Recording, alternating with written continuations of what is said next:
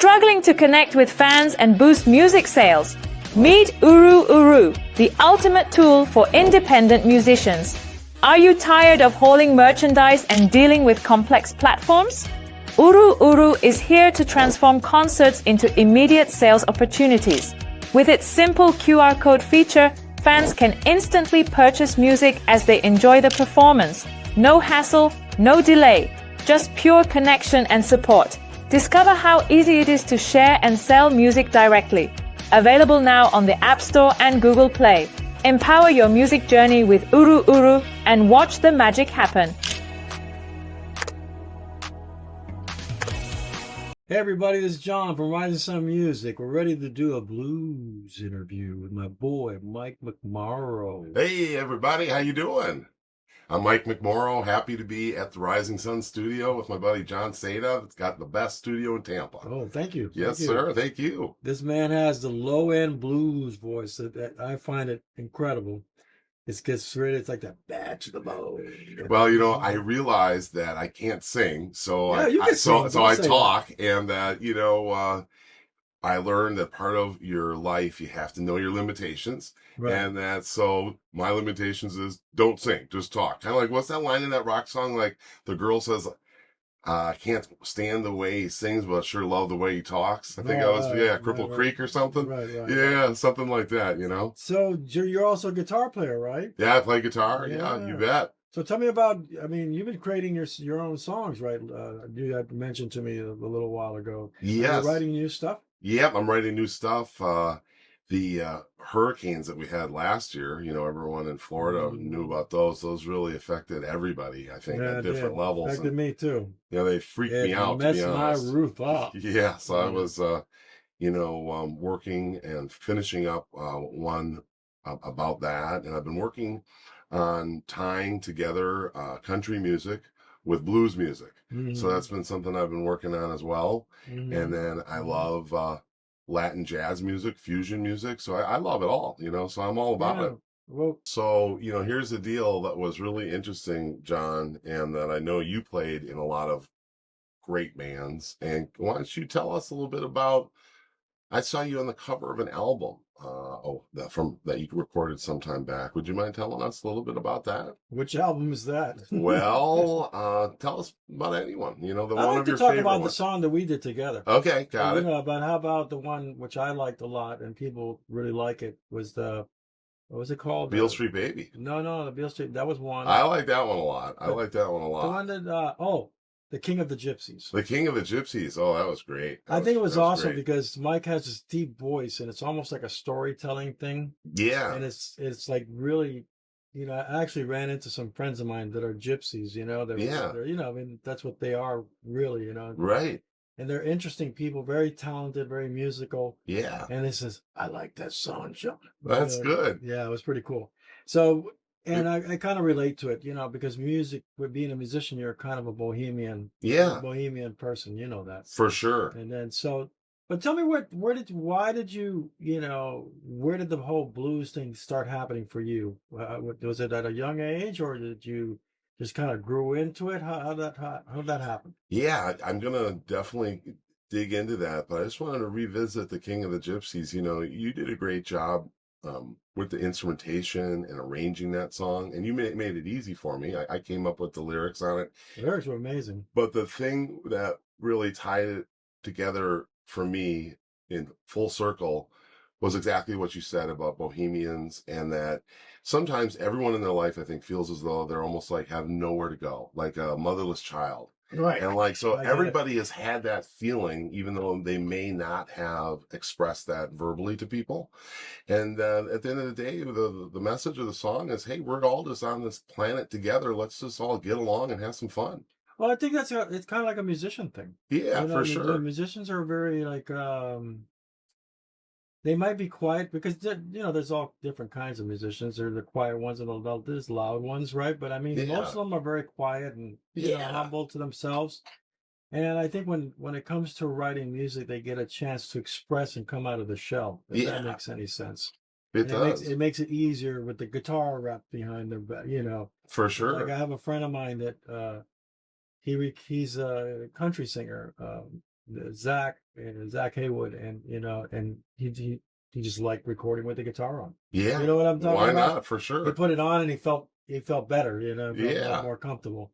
So I mean that's what we are. We are kind of like gypsies in a way, We are. So tell me what you were thinking about. You want to do this hurricane song, but you showed me this thing today about Captain Cody that you wanted to cover a song. Yeah, so there's Commander Cody. You want to do a little Hot Rod Yeah. Lincoln, and then I've got a song called "The Eye of the Hurricane," and then there was a guy by the name of Blind Willie McTell, and then he was an old blues guy from Texas, and he wrote this song that's kind of dark at first glimpse, but really I don't think it is.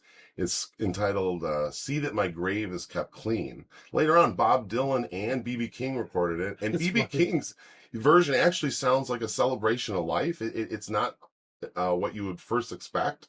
And I think that song has a lot of neat aspects to it. And I was listening to some of the guys that really like the song, and I was really taken back at how many country and Western musicians like it. And I learned something new that you probably already knew. Country and Western are two totally different things, but country music comes from Tennessee and Kentucky area, and that anything else from Texas isn't country music. That's Western music. Right. So I didn't realize that, and that I was taken back that Blind Willie McCall is a Texas guy, or was a Texas guy, and these country musicians love listening to the blues because it's almost the opposite. Right. And it intrigues them. And then how many blues musicians love listening to country because it intrigues them. So like you said, it's almost like one big happy family. We're all musicians at the end of the day. Yeah, I mean, I think that goes with any musician from around the world. They can walk into a room and can't even speak the same language, but they'll smile and kind of nod, and they'll know they got their instrument. Oh, I can do this, and then all they got to do is start playing, and everybody speaks the same language, right? That's it. That's the beautiful thing about music. So is there any let's put it this. What has been the blues song that has touched your soul the most? I have to really think about that, and I'm going to come up with an answer. And it was interesting though, when I first started getting interested in guitar in Milwaukee, Wisconsin, where I'm originally from, and I had some friends, and one of them was David Hadjigeorgiou, which means Saint George in Greek. And he's a really nice guy, and a good friend of his brother, Mycroft, which is Michael in Greek. He had some of the nicest guitars in the city, and I got to play my first really nice Fender Stratocaster. I think it was a 1963, and at that time he had purchased it for over $20,000, and my guitar I purchased for about $40,000, and I could tell. I know it's the musician, not the instrument, but you could tell there was something going on with this guitar, and it intrigued me, and it really fed the fire. I was like, okay, now I'm ready to go. Well, interestingly enough, they were both really supporting me as a musician, and Mycroft and David knew Steve Miller. And Steve Miller used to go to this place called Le Club. I love Steve Miller. Me too. It was like a tennis club, and I was probably 15 years old, and David said, hey, Mike, Le Club has a beer meister. You can pour your own beer. And he knew I love to drink beer. I still do. Don't tell anybody. And and that he said, and the other thing is, he said, don't drink too many because I'm going to introduce you to Steve Miller. And I said, really?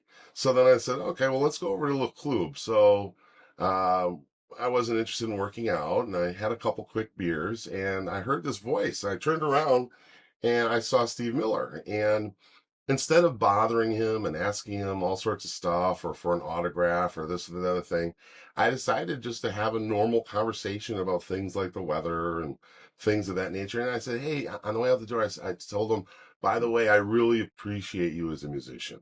And that's when I really felt good about blues. And I realized a lot of what he did was based off of the blues. And I started to see how the blues was really, and country and jazz and Latin music all are really the backbone of what you can explore different avenues of rock and roll. And I started to get excited. Like that one, what's it called? Sweet Jet Airliner. Yeah, that's a great song. Yeah, that has like a combination of, it's kind of, it's bluesy, but it's almost kind of folky, like country. Yeah. Or like a da da da da da da da da da da da. You know what I mean? Like with the guitar. I really like that song, and I think it's really a great song. Coming back to the blues thing, I was always a big fan of Chuck Berry, and he really did it for me in terms of blues and taking blues to this next level that really changed it into rock and roll, right? And utilizing you know the bar chords that no one else really used until Chuck Berry pretty much put them together himself, and you know, I had met some people that were of relation to him. I never got to meet Chuck, but I got to meet his half sister and a few other people that played music with him. And they just said the guy's just such a character, you know. But Memphis, Tennessee, you know, he had that song. You know, a lot of people like Johnny Be Good and this, but Memphis, Tennessee somehow that's like country. It just kind of hit it with me, and I said, you know what? That's a cool tune. So I'm not sure I could come up with one blues song that is my favorite. That would be hard to do. Yeah. I mean, there's so many good ones, you know. And this terrible flooding in Texas, and then I almost feel terrible bringing it up, but Stevie Ray Vaughan with the Texas flood, you see a guy play the guitar behind his back like that, and how Austin, who's coming back to Texas, was supposed to be the most liberal city in all of Texas, you know. And they did not. I think it pretty much is. I went there one time. Yeah. And I remember it was different from what I ever, you know, experienced in different places. It's more musical. They unfortunately, and you already know this, they didn't accept Stevie Ray Vaughan into the blues circles of Austin, and that there wasn't really anywhere else in Texas people were playing blues than Austin. And so they said, you play too many notes, and that means it's not blues. But Freddie King didn't think so at all, and he was one of the best blues players that ever played. You know? And then all of a sudden, he's got him going. The saddest part is, what do they call it? Murphy's Law. So he finally got off drugs. He finally got off alcohol. He finally got his life together. And then he was the opening act for Eric Clapton at Alpine Valley in Wisconsin. I remember that when it happened. And he missed one thing. I loved Stevie Ray Vaughan, love his brother, so this is not a dig. This is just a sad truth. And that it's more important for your helicopter pilot to be sober than for you to be sober. So he was sober as a priest on Sunday, but unfortunately, the guy flying the helicopter was all jacked up. The guy was jacked up, and then he crashed, and right in front of everybody, you know. And I think, you know, nothing sadder than that. That's just wasted talent, and that's all it was, because he was awfully good. But you know, when you brought up that thing where you said that he wasn't accepted because he played too many notes. I experienced that one time when I first moved here. Really? Because I was an aggressive player, right? So I'd go out to these blues jams, right? And he goes, hey, that's not the blues, man. But then everybody was screaming when you know, the public was liking it. And then I go, you know, so when a couple of times I would play, and people go like this, and I look at the guy and says, they seem to like it. Yeah. So what's your problem? You know what I mean? Like, well, you're a powerful guitar player, John, you know, and that it's a lot for some people because they just don't have anywhere to put it all. Well, what I was getting ready to say is, when you hear a comment and they're talking about Stevie Ray Vaughan that way. Yeah. You know, go show some respect. I mean, come on now. Yeah. The guy was an amazing guitar player. You just can't do what he's doing. That's right. That's what it is. That's right. So how can you say what's the rules in blues? Jimi Hendrix broke all those rules. He did. You know what I mean? He did, yeah. And actually, Stevie kind of followed in his footsteps in a way. Yeah. Not that everything that Stevie Ray Vaughan played was like Jimi Hendrix, but there was you could feel it. Yeah, there was some similarities for sure, and I love Jimi Hendrix. He obviously was inspired by him. You know what I mean? So, and that's what happens. You know, we all get inspired by somebody, right? You know, that somebody that makes you feel, you know, that you kind of like tend to, you know, like, I don't want to say follow, right? But it's kind of like it's in you. It's part of your DNA. Yeah. Because you heard, you know, like lately I've been doing things more with my fingers, so that's more like a Jeff Beck type of style. And I grew up listening to that. No, that guy's whoa. Yeah, Jeff Beck. Jeff Beck was amazing. He really was. But he did these things with his fingers, you know. So I do that now when I'm playing blues. Yeah. There's a thing that happens when you touch a string and you kind of pull on it. Yeah. And give it like this very snappy, funky sound. Right. So I've been getting into that, you know. So where did that come from? That came from watching him do these things, you know. So I think we all get influenced by somebody. That's right. I mean? That's right. He has a different name for that technique that you're talking about, and that his name's David Goldflies.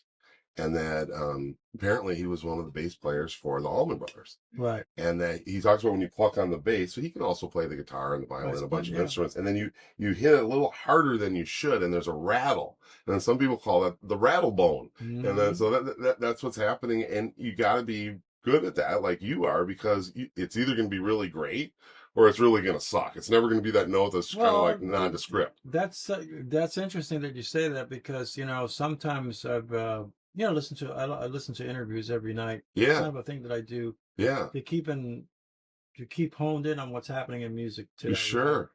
And everybody's different. Yeah. But it's interesting. You have some people that will go because that to try to push the envelope even further. Yeah. You know what I mean by that? For sure. Like, in other words, let me try more. Let me see how far I go. And in those things, you make a mistake sometimes because you're exploring. Yeah. You're trying to test something out. Which is what we all need to do. But sometimes you got to do that when you're at home. Instead of like when you're out wherever. But I was just talking about the interviews, and I ran into a friend of mine the other day, and Scott, and that he was on the Jerry Seinfeld show. And he's a talented, nice guy, and now he's working with people in Tampa that are having some problems. He's trying to help, kind of lift them up a little bit. Nice person. So I was telling him how disappointed I am from time to time going to see musicians or a band that just doesn't seem to get the whole thing. So this is what I mean by get the whole thing. So if you see a movie and you're watching Die Hard, and that you put the end of Die Hard on the beginning of the movie, there's no sense in watching the rest of the movie because you saw the crescendo already. Right. So it's just going to go downhill. It's going to lead to a disappointment no matter how great it was. So a rock show should really look like this. So at the beginning should be like this, but it's got to be engaging still, even though you're not at the top yet. And then once after you got about an hour and a half, hour, 45 minutes, and now you got them. And now you pour it on, as they say. It's time to light it up. You light the fire. You light the fire, but then here's the tough part. So when they're saying, come on back for one more, and you did all you can do, you got to go home. That's when you got to go home. So I'm disappointed when someone lets the crowd run the show. And then they'll say, oh, okay, I'll come out for one more. Or they do the crescendo in the middle of the show because they're not true professionals. And then now what they're doing psychologically is setting the crowd up, unfortunately, for a disappointment because everyone remembers the end of the song and everyone remembers the end of the show. And that's what should be the best. You know what? It's interesting the way you place that. There was a guy in California who used to tell me, he said, you need to record more. Yeah. Right. And it was interesting because he says, you're doing these shows and there's a lot of people out there, but I bet you at the end of the night, they're not going to remember your name. Yeah. You know what I mean? Yeah. And it's like, because if you're not, unless you're, super famous, right. If you're in the picture, whatever, in the media all the time, your name is exposed. Right. But if you're like an up and coming kind of a group, yeah, they're going to be there. Oh, who are these guys? Sure. So I always say this to all musicians that, it's not always about playing live. Sometimes you got to leave a little bit of a legacy. Yeah. Record something so they can remember you by. I know that everyone has their favorites and that no one's right or wrong. It just has what you like the most. You're one of my favorites. Hey, well, you're one of mine too, buddy. We're always having fun, but Buddy Guy is a personality that I really latched onto, being that he really embodies what the Chicago blues is all about, even though he's probably from Mississippi. But he got there at the time where they really started piecing it all together. And it was kind of that weird part of the 60s where there weren't really hippies yet. So there was more like, the Byrds, and it was 1963, 1964. And these kids that are just coming into more of a Woodstock type 60s, like early 70s, 60s, instead of mid 60s, they're going out to these blues clubs and they're seeing guys like Little Walter and they're seeing Buddy Guy. And they're like, wow, that's raw. That's real. That's something I can do. And then it kind of sprung out to guys like Canned Heat, and people started playing blues based off of that kind of material. And it transformed with time. And I think there was one interesting project that I heard. There's a movie called Drive with who's the famous actor that the big guy, weightlifter, Wayne Johnson, I think. Yeah. He made a movie called Faster or Drive, something like that. Yeah. Anyway, what was his name?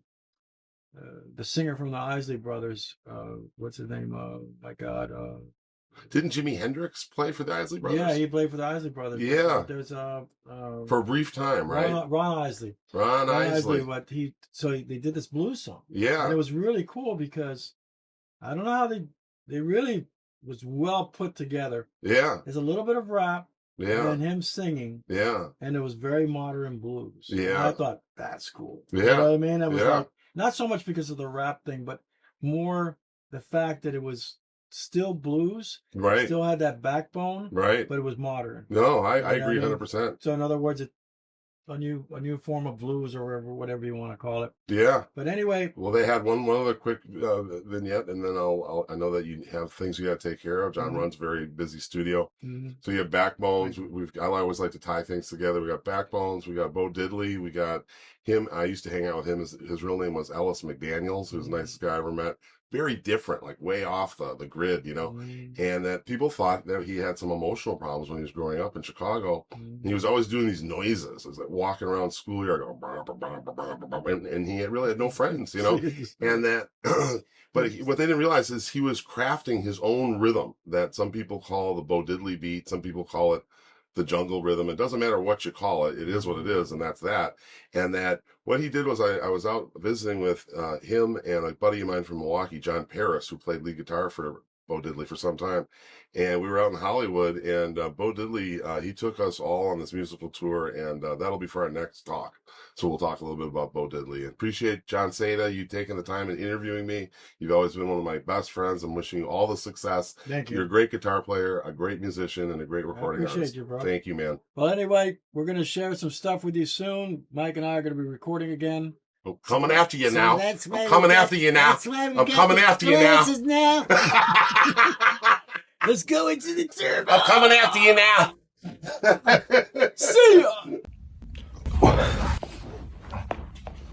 Struggling to connect with fans and boost music sales? Meet UruUru, the ultimate tool for independent musicians. Are you tired of hauling merchandise and dealing with complex platforms? UruUru is here to transform concerts into immediate sales opportunities. With its simple QR code feature, fans can instantly purchase music as they enjoy the performance. No hassle, no delay, just pure connection and support. Discover how easy it is to share and sell music directly. Available now on the App Store and Google Play. Empower your music journey with UruUru and watch the magic happen. Okay, now here we are, coming back on part deal. This is deal. This is Mr. John Are you Seda. speaking Portuguese Français? I'm not sure. Who are those guys? The Smother Brothers? Did they have some movies or something? So what's up with that thing about Miguelito Moro? Oh, we just joke around so much. That's why anyone watching this, you got to come down and record at John Seda's studio in Tampa. Rising Sun Studio. It's a blast. You'll have a blast. You'll leave with something that, you know, you can hold close to your heart for the rest of your life. He's a real professional. He will find the talent in you. If you can't express it, he will find it for you. So that's good. Yeah. It's Have gun, will travel. Come on in. Have guns, will travel. But they're squirt guns. That's why I got the swimsuit on. Yeah, they're the squirt guns. That's all they are. Do you ever feel, John, like you've gone a little, a little Loco? off? Yeah, because of music. That music somehow has stirred you into a frenzy that to others it's hard for them to really explain. Oh, yeah. I mean, I have that, every time I do some really cool sessions. Yeah. I'll sit down with my wife and I said, this is my wife, she's already used to it, right? So she goes, yeah. You think I'm like going a little crazy? And she goes, no, that's it. That's you. That's you. That's it. That's but, what it is. It's like when I wake up in the morning, I wake up like this, Yeah. It's like all that, what they call that, Mozart type of look, you know what I mean? Like, yeah. Mozart was definitely out there. He was definitely out there. They say that, the same gene that makes for genius the gene for genius, say that 10 times, is also the same gene that can lead you to be a little bit off the path. So they kind of go hand in hand sometimes. Like, well, I think like Einstein. I think that's part of it, you know. Yeah. One time years ago, and this is true, when I first moved to Tampa, I had some really interesting experiences when I first moved here. I was like homeless, you know, I had this job and guys were weird, and all of a sudden I lost my job, and I was sleeping in my van, and there was with these guys that I was playing with, and I never forget him, Edwin. And Edwin invites me to his house, and he said, "Look, we're going to cook dinner for you, and you can sleep on the bed, you know." And then what? So we had some rum, you know. Yeah. And there was one moment. There's one moment where I just looked at him and I said, I put my hand like this, and I said, "Man, I think I'm losing my mind." Yeah. Right. And he was just like you, bro. Yeah. He would, because you would have done this. Yeah. He says, "Yeah, you're just fine." You're doing great. You're doing great. No, that's what you want to tell people. You want to help people, right? So no matter how screwed you really are, not you personally, just anyone in life, they come around and you don't go, "You're right, you're screwed." You go, "You know what? No, you're doing great. And then you slip in a little something like to suggestion. Hey, but maybe you try this. But you're doing great though. You're really doing good." He says, "You're fine." Yeah. He says, "You're a musician." You're a musician. And I looked at him like, you know, the look was like a double take. Yeah. And then all of a sudden, I just started laughing and laughing and laughing. And then his wife was in the kitchen, and we were laughing, like, I swear to you, like for half an hour. Right. No, because I'm there with you. you. The irony of being a musician. Yeah. You are crazy. Yeah, for sure. You got to be crazy to want to pursue something that everybody tells you can't do. That's right.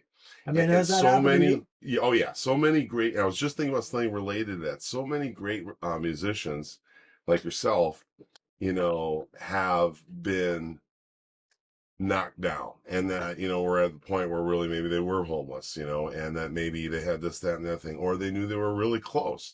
And that I think that knowledge and have been in that spot is what makes some of the best musicians the great musicians. I hear some people, I'm not going to name any names because I'm not that kind of guy, but like sometimes, like when I hear people that I can tell that they're not professional musicians, for example, like there's always a problem with the next project.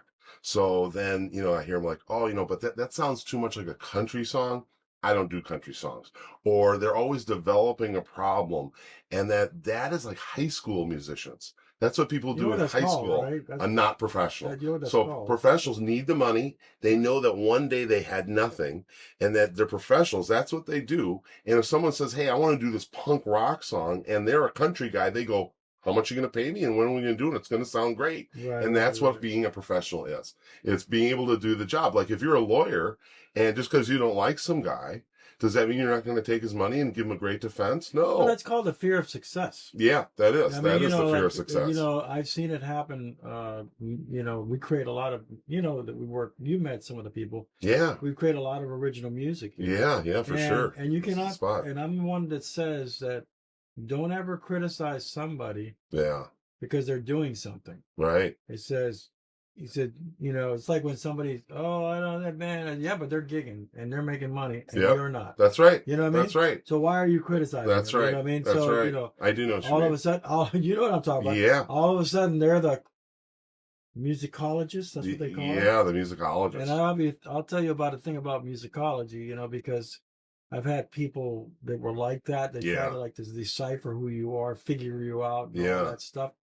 This is what I feel about that. Yeah. You know what I mean? Like, you know, like, don't tell me what to do or play or anything like that. That's what I think, you know, it's like, I'll adapt to anything. Sure. You know. Yeah, you really can. You're a very versatile musician. Speaking of musicology, I'm sure you know who like Ry Cooder is, right? Yeah, of course. So he is actually a musicologist. Right. So like he can, you know, really figure it out. He's taking to the next deal. But he used to play with Taj Mahal. I love Taj Mahal. I recorded that guy one time. And you recorded Taj Mahal? Yeah. How did you like that? It was amazing. I bet. He's an amazing musician, isn't he? I recorded him in Catalina Island. Yeah. And I brought the equipment out there. We brought out 3 D88s, 24 tracks. And I saw something that I said, you see, music is ageless. And, you know, he's been around for a while. Yeah. You know? So there was like, I swear to you, 10,000 people. Yeah. And it was a mixture of children. Sure. Teenagers. Yeah. Middle-aged. And then old people. Yeah. Right? Right. everybody was dancing. Yeah. And the kids, because he has this kind of like quirky kind of music, and he kind of talks with his voice. He sure the does. Kids were like this. The kids were loving it. Oh, they were. The kids were loving it. And kids don't lie. No. You know what I mean? So No. they were having fun with it. You know what I mean? And and that's what's amazing about music. You know, it touches people. It does. And he's a blues guy. He is. He's from New Orleans, I think, or thereabouts. I was over to see him one time in Milwaukee at the Pabst Theater, and I had gotten somehow some press tickets, and I was sitting backstage, and he was a little upset that night. And I realized that being on the road all the time and not getting enough sleep and all these other things can add up. So I'm not saying anything bad about it. That's not easy. I love Taj Mahal. But all of a sudden, he kicked everybody. I swear to God on my life, this is exactly how it went. As John knows, I tell a lot of stories. I'm a storyteller, but this is how it went. So he kicked all the press out, and then he told his band members to go up on stage and that it was time for them to go play because otherwise he wasn't going to pay him that night. And he told them he'd be up soon, but they better get the thing going. So I'm thinking, this is really something. So I was waiting for him to throw me out. I was wondering why I was the only one there now. And I'm listening to the band going. And he just kind of looked at me, and he had his guitar on this table that had like cheese and crackers and wine and stuff. And he says, like, I want you to look over my guitar here. So I said, yeah, no problem, buddy. I got you. So all of a sudden, Pabst Theater, if you've ever been there, is in Milwaukee. It was owned by the Pabst people that made the beer. And it's a kind of a cool venue. It's near the river. It's nice. And so all of a sudden, he leaves. He leaves the place, and he goes out the back door of the backstage. And the whole crowd is looking for him to perform. You hear them, Taj. I thought they were going to rip the seats out. And they were getting tired of just the band. They paid to see him in their mind. So I look out the door and I see him walking into a Walgreens. And I'm thinking, what could he possibly be getting at Walgreens right now? And he took his sweet time in there. And all of a sudden he came out and he looked at me and he threw this Walgreens bag next to his guitar. Had a couple disposable razors, maybe some aftershave and some deodorant. And he goes, I'm going to go play now. And he grabbed the guitar, easy for me to say. And the second he hit the stage, he looked like a different person. And when they talk about, have you seen that act?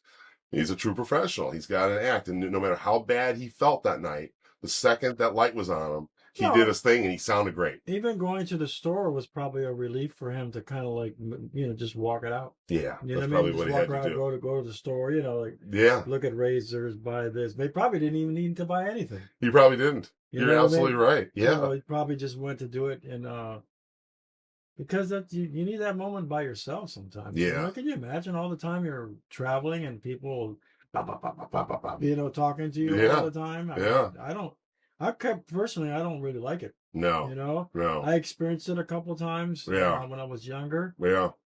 We went to South America, and after the second week, we were with a famous Spanish singer, and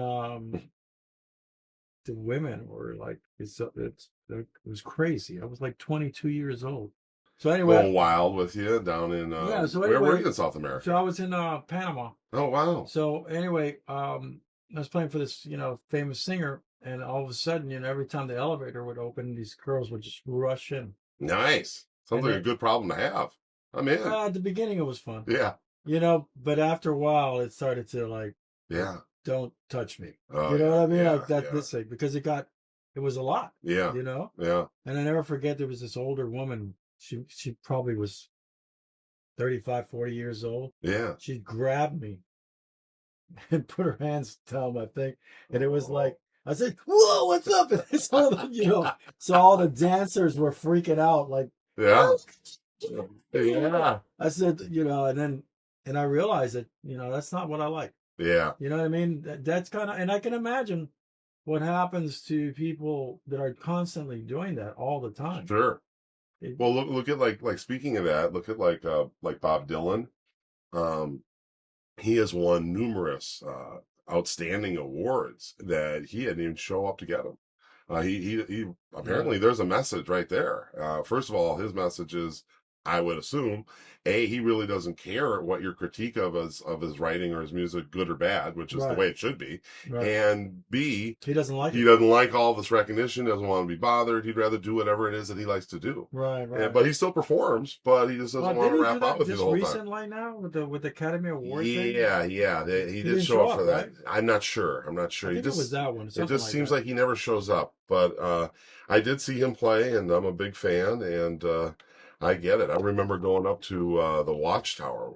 He was from Dinkytown, which is in Minneapolis. Right. It was so cold up there. And we were recording Jesus Just Left Chicago by ZZ Top. Mm-hmm. And we had to see the Watchtower. And everyone was yelling at me, Mike, get back in the car. It's like 40 below.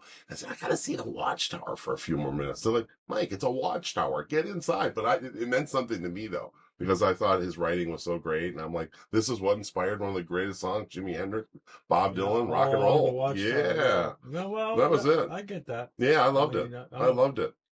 Well, thanks again, John.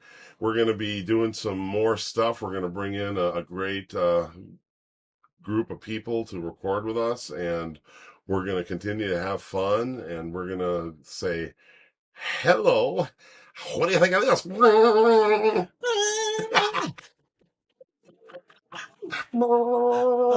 I'm in a straight jacket. Oh, a straight jacket. Ever feel disconnected from fans despite giving your all at performances? Enter Uru Uru, the game changer for independent musicians struggling with complex platforms or lugging around merch to concerts. Uru Uru simplifies everything. Imagine turning concerts into instant sales opportunities with just a QR code. Fans get to experience music and support on the spot, no hassle, no delay, just pure connection.